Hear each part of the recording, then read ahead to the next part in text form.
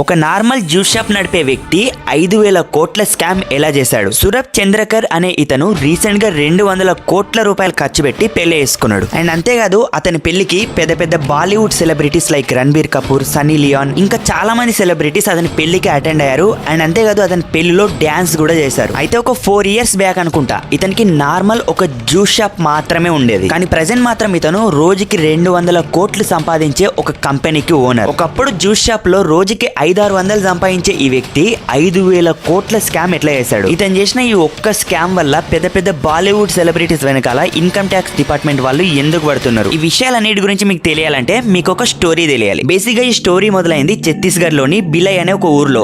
అక్కడ సౌరభ్ చంద్రకర్ అనే ఈ వ్యక్తి ఒక జ్యూస్ షాప్ రన్ చేస్తూ ఉండేవాడు. అతని ఫ్రెండ్ అయిన రవి ఉప్పల్ అనే ఈ వ్యక్తి టైర్ షాప్ రన్ చేస్తూ ఉండేవాడు. అయితే ఈ ఇద్దరు ఫ్రెండ్స్ డైలీ వాళ్ళ షాప్ లో పనిచేసిన తర్వాత రోజుకి కేవలం 500-600 మాత్రమే సంపాదించేవాళ్ళు. అట్లా వీళ్ళ షాప్స్ ని రన్ చేస్తున్నప్పుడు వాళ్ళకి రోజుకి వచ్చే డబ్బులు అనేవి వాళ్ళ ఫ్యామిలీ ఖర్చులకి అండ్ అలాగే వాళ్ళ ఖర్చులకి అసలు సరిపోయేటియే కాదు. అట్లా డైలీ తక్కువ డబ్బులు వచ్చేటి కాబట్టి ఏదైనా ఒకటి పెద్దగా చేసి డబ్బులు ఎక్కువ సంపాదించాలనే కోరిక ఈ ఇద్దరికి ఉండేది. అయితే ఇద్దరిలో జ్యూస్ షాప్ రన్ చేసే వ్యక్తి ఎవడైతే ఉన్నాడో అతనికి గ్యాంబ్లింగ్ చేస్తే ఎక్కువ డబ్బులు సంపాదించవచ్చు అనే విషయం ఒక కస్టమర్ ద్వారా తెలుసుకున్నాడు. అట్లా సురభ్ చంద్రకర్ గ్యాంబ్లింగ్ గురించి తెలుసుకున్న తర్వాత రవి దగ్గరికి వెళ్ళి మన ఇద్దరం గ్యాంబ్లింగ్ ఇన్వాల్వ్ అయిదాం, మనం మస్తు పైసలు సంపాదించవచ్చు అనే విషయం గురించి అతనికి ఎక్స్ప్లెయిన్ చేసిండు. అట్లా అప్పటి నుంచి ఈ ఇద్దరు ఫ్రెండ్స్ కలిసి గ్యాంబ్లింగ్ లో అండ్ అలాగే బెట్టింగ్ లో ఇన్వాల్వ్ అవ్వడం స్టార్ట్ చేశారు. అట్లా స్టార్టింగ్ లో వాళ్ళు బెట్టింగ్ లో కొన్ని డబ్బులు పెట్టిన తర్వాత వాళ్ళకి మంచిగానే డబ్బులు వచ్చినాయి. మనందరికీ తెలుసు కదా, ఆశకి హద్దు ఉండదు, సిగ్గుండదు అని అంటారు కదా. సేమ్ అట్లనే వీళ్ళిద్దరికి కూడా ఇంకా ఎక్కువ డబ్బులు సంపాదించాలనే క్యూరియాసిటీ పెరిగింది. అట్లా వీళ్ళ దగ్గర ఉన్న డబ్బులు అన్నిటిని బెట్టింగ్స్ లో పెట్టడం పోగొట్టుకోవడం, బెట్టింగ్స్ లో పెట్టడం పోగొట్టుకోవడం, సేమ్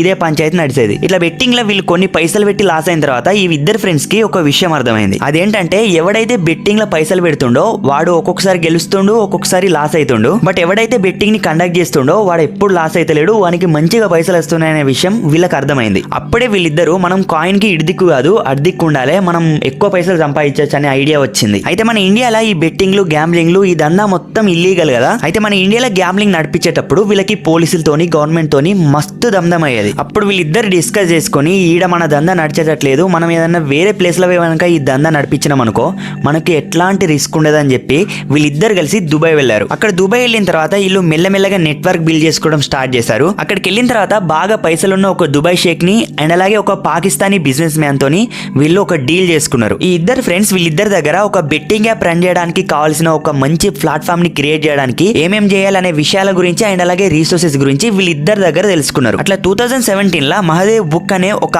ఆన్లైన్ బెట్టింగ్ యాప్ ని వీళ్ళు లాంచ్ చేశారు. వీళ్ళు లాంచ్ చేసిన ఈ యాప్ లో క్రికెట్, తీన్ పట్టి, ఫుట్బాల్, క్యాష్నో ఇట్లా చాలా వాటిపైన మనం బెట్టింగ్ చేయొచ్చు. అట్లా వీళ్ళు ఎప్పుడైతే 2017 లో ఈ యాప్ ని లాంచ్ చేసిందో వేల మంది యూజర్స్ ఆ యాప్ ని వాడడం అండ్ అలాగే వాటిలో బెట్టింగ్ చేయడం స్టార్ట్ చేశారు. ఇట్లా ఈ యాప్ అనేది కేవలం మన ఇండియాలో మాత్రమే కాదు, వీళ్ళ బెట్టింగ్ యాప్ ని పాకిస్తాన్, శ్రీలంక ఇలాంటి కంట్రీస్ లో కూడా వేల మంది యూజ్ చేసేవాళ్ళు. అయితే కోవిడ్ టైంలో మాత్రం వీళ్ళకి గోల్డెన్ ఎరా అనే చెప్పాలి. ఎందుకంటే కోవిడ్ టైంలో వీళ్ళకి మస్తు బిజినెస్ అయ్యేది.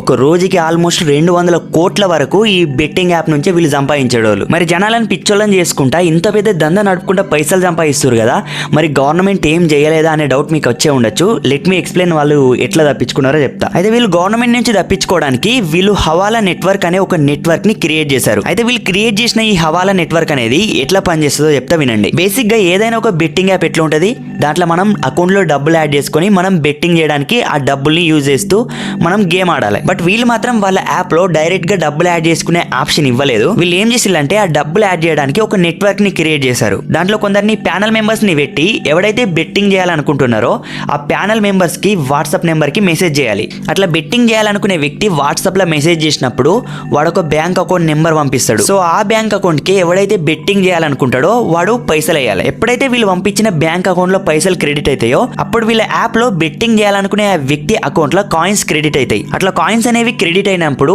వాళ్ళు ఆ కాయిన్స్ ని యూజ్ చేసి బెట్టింగ్ చేయాలి. మళ్ళీ లాస్ట్ కి బెట్టింగ్ లో ఎవడైతే గెలుస్తాడో వానికి డబ్బులు కూడా ఈ ప్యానల్ మెంబర్స్ ఇస్తారు. వీళ్ళు క్రియేట్ చేసిన ఈ హవాలా నెట్వర్క్ అనేది ఒక్కరిద్దరితోనూ కాదు మస్తు మందితోని అండ్ అలాగే మస్తు ప్లేసెస్ లో క్రియేట్ చేశారు. అట్లా ఈ హవాలా నెట్వర్క్ ద్వారా చాలా బ్యాంక్ అకౌంట్స్ తోని పైసలు కలెక్ట్ చేసేవాళ్ళు కాబట్టి గవర్నమెంట్ తోని వీళ్ళకి ఎలాంటి ప్రాబ్లం ఉండకపోయేది. వీళ్ళు ఈ హవాలా నెట్వర్క్ రన్ చేయడానికి ఆ ప్యానల్ మెంబర్స్ కి అట్లా వచ్చే డబ్బులల్లా వీళ్ళు మాక్సిమం 20% రెవెన్యూని వాళ్ళకి ఇచ్చేటోళ్ళు, 80% వీళ్ళు తీసుకునేటోళ్ళు. అయితే ఇంత స్మార్ట్ గా పకడ్బందీగా ప్లాన్ చేసినా కూడా వీళ్ళు గవర్నమెంట్ కి ఎట్లా దొరికిలో ఇప్పుడు తెలుసుకుందాం. వీళ్ళు డబ్బులు కలెక్ట్ చేయడానికి వీళ్ళు ఎంచుకున్న హవాలా నెట్వర్క్ ద్వారానే వీళ్ళ బండారం మొత్తం బయటపడ్డది. స్టార్టింగ్ లో రవి అండ్ అలాగే సౌరభ్ వీళ్ళిద్దరు దొరకకపోయినా కూడా దాంట్లో ఉండే ప్యానల్ మెంబర్స్ ఎవరైతే ఉంటారో వాళ్ళు లోకల్ పోలీసులకి చాలా సార్లు దొరికారు. అయితే ఈ ప్యానల్ మెంబర్స్ చాలా సార్లు పోలీసులకి దొరకడానికి మెయిన్ రీజన్ ఏంటంటే ఎవడైతే బెట్టింగ్ చేసి డబ్బుల్ని కోల్పోతాడో వాడు ఇండైరెక్ట్ గా వెళ్ళి పోలీసులకి కంప్లైంట్ చేస్తాడు. అట్లా బెట్టింగ్ చేసి ఓడిపోయిన వాళ్ళలో చాలా మంది ఇండైరెక్ట్ గా వెళ్ళి పోలీసులకు చెప్పడం వల్ల ఈ ప్యానల్ మెంబర్స్ చాలా సార్లు దొరికారు. అండ్ కేవలం అది మాత్రమే కాదు, పోలీసులు దాంట్లో ఉండే ప్యానల్ మెంబర్స్ ని చాలా సార్లు అరెస్ట్ కూడా చేశారు. అలా ఈ ప్యానల్ మెంబర్స్ అరెస్ట్ అయినప్పుడు కూడా రవి అండ్ అలాగే సౌరభ్ ఎవరైతే ఉన్నారో వాళ్ళ దగ్గర ఉన్న పొలిటికల్ ఇన్ఫ్లుయెన్స్ ద్వారా ఎవరైతే అరెస్ట్ అయ్యారో వాళ్ళని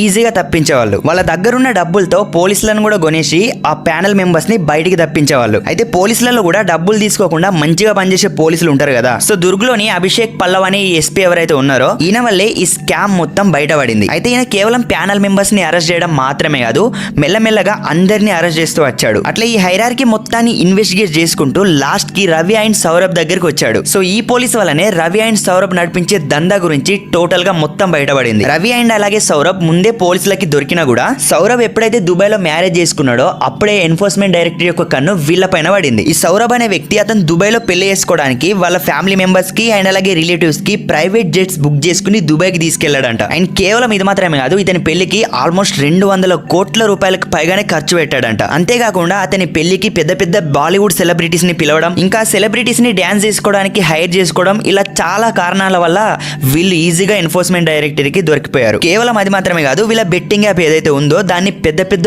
బాలీవుడ్ సెలబ్రిటీస్ ప్రమోట్ చేశారు. అయితే ఈడీ చేసిన ఎంక్వైరీలో ఏం బయటపడిందంటే ఈ బాలీవుడ్ సెలబ్రిటీస్ ఎవరైతే ఉన్నారో ఈ బెట్టింగ్ యాప్ ని ప్రమోట్ చేసిన తర్వాత వాళ్ళ పేమెంట్స్ అన్నిటిని హవాలా నెట్వర్క్ ద్వారా క్యాష్ రూపంలో తీసుకున్నారని బయటపడింది. ఈడీ రిపోర్ట్స్ ప్రకారం మన ఇండియాలో, ఇంకా పాకిస్తాన్ లో, శ్రీలంకలో ఇలా చాలా కంట్రీస్ లో వీళ్ళ బెట్టింగ్ యాప్ ని వీళ్ళు రన్ చేస్తున్నారని ఈడీ బయట పెట్టింది. అండ్ అది మాత్రమే కాదు, వీళ్ళు కేవలం మహాదేవ్ బెట్టింగ్ యాప్ ఒకటి మాత్రమే కాదు, వీళ్ళ దగ్గర ఇలాంటి బెట్టింగ్ యాప్స్ అనేవి 4 ఉన్నాయని కూడా చెప్పింది. ఇప్పటి వరకు వీళ్ళ దగ్గర ఈడీ ఆల్మోస్ట్ 400 కోట్ల రూపాయలని సీజ్ చేసింది. అయితే ఈడీ రిపోర్ట్స్ ప్రకారం ఈ 4 సంవత్సరాల్లో ఈ బెట్టింగ్ యాప్ ని రన్ చేసి ఈ ఇద్దరు వ్యక్తులు ఆల్మోస్ట్ 5,000 కోట్ల రూపాయల వరకు సంపాదించారని ఈడీ బయట పెట్టింది. సో ఆ విధంగా ఈ జ్యూస్ షాప్ అండ్ అలాగే టైర్ షాప్ నడిపే ఈ ఇద్దరు వ్యక్తులు ఎవరైతే ఉన్నారో వీళ్ళు నడిపే ఈ బెట్టింగ్ యాప్ స్కామ్ అనేది బయటపడింది. అయితే మన ఇండియాలో కేవలం ఈ మహాదేవ్ బెట్టింగ్ యాప్ మాత్రమే కాదు, ఇలాంటి చాలా బెట్టింగ్ యాప్స్ ఉన్నాయి. వీళ్ళ లెక్కనే ఎవరికి తెలియకుండా ఇల్లీగల్ గా రన్ చేస్తూ జనాలను పిచ్చోళ్ళని చేసి కొన్ని కోట్ల రూపాయలు వాళ్ళు సంపాదిస్తున్నారు. కానీ జనాలకి ఇదంతా తెలియదు కదా, మనం తొందరగా రిచ్ కావాలి, బాగా పైసలు సంపాదించాలి, ఈ విషయాలు మాత్రమే మైండ్ లో పెట్టుకొని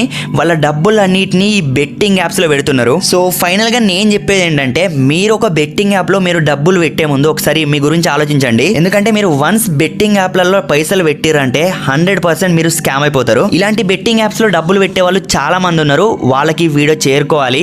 ఇలాంటి స్కామ్స్ గురించి తెలిస్తేనే వాళ్ళు కొంచెం అవేర్ అవుతారు. కాబట్టి ఈ వీడియో నచ్చితే మాత్రం తప్పకుండా ఈ వీడియో అనేది చాలా యూస్ఫుల్, మీ ఫ్రెండ్స్కి షేర్ చేయండి. అండ్ వీడియో నచ్చితే వీడియోని తప్పకుండా లైక్ చేయండి. ఇలాంటి మోర్ వీడియోస్ కోసం ఛానల్ని సబ్స్క్రైబ్ చేసుకొని పక్కనే ఉన్న బెల్ ఐకాన్ని ఆల్లో పెట్టుకోండి. మళ్ళీ వచ్చే ఒక మంచి వీడియోతో మీ ముందు ఉంటా. అంతవరకు సెలవు. Thank you for watching. జై హింద్.